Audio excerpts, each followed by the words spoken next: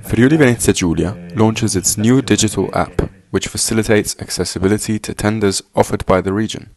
Now, businesses can track opportunities and grow alongside the region.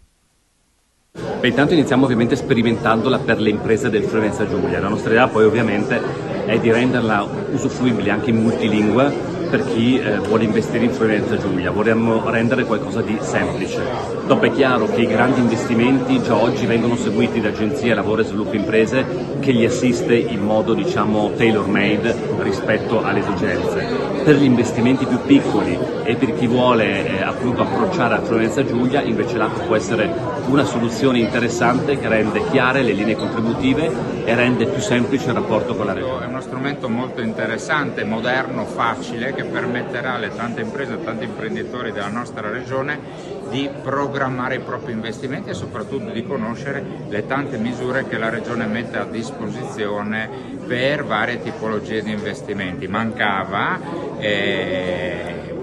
strumento a mio avviso facilmente scaricabile con un QR code, quindi insomma quello che chiedo adesso a tutti gli imprenditori: scaricate l'app, mettetela sul telefonino e utilizzatela.